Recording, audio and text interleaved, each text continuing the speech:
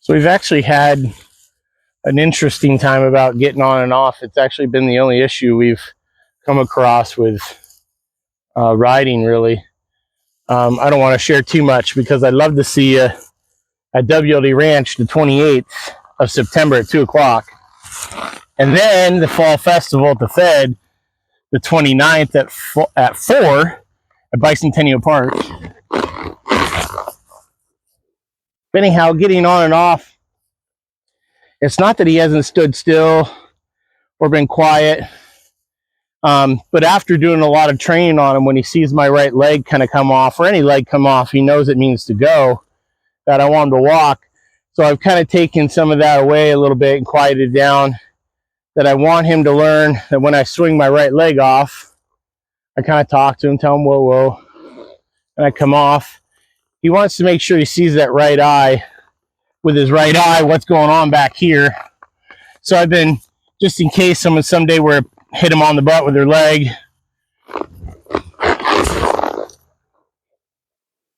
it's been actually really quiet. We just have wanted to make sure that we're not having any issues there. Sometimes you tend to get on and do a lot of your training, and sometimes stuff gets missed. And it'll show up later, obviously, in the horse world. But I want to reach back and start to pet his butt, where that's not a big deal.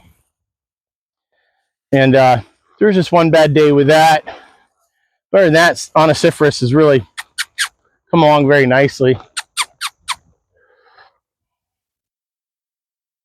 In the last video, I did a little bit of tying him to his tail. But I want him all of that for, this, where he starts to learn to give the bridle and step over, start to spin a little bit with an easy response to the leg, and some forehand turns. Just get off my leg, give the bridle, let go of my hands. Then you can start to change the eye and leave the same leg on and have him where he starts to turn. He needs to figure his legs out. There we go. When you're wanting to turn one of these, them needing to be able to carry the bridle and know how to get off your leg is a really big deal. And then they start to learn to step the outside over the inside. That's what you need them to do, because this side's going to shorten and this side's going to lengthen. And so you need them to turn them, what Mr. Weaver and I would call the wagon wheels.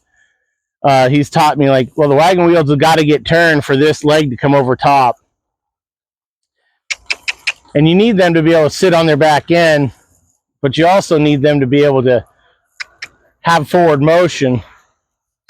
And they kind of get bound up like that. I can feel him underneath me where he's bound up, not stepping right.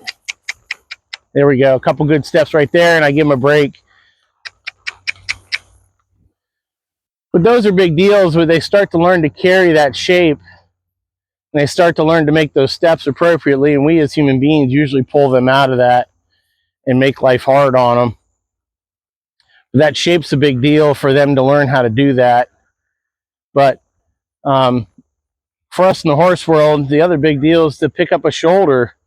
As I watched some young kids barrel race last night, if they just knew that they could pick their horse's shoulder up around that barrel and then turn them into it, just like that, they would be so much further along. And I want to make sure that in the horsemanship world that kids are getting help like that. And, little videos like this will help out a ton, that kids can learn to, or just adults too, can learn to pick their horse's shoulder up.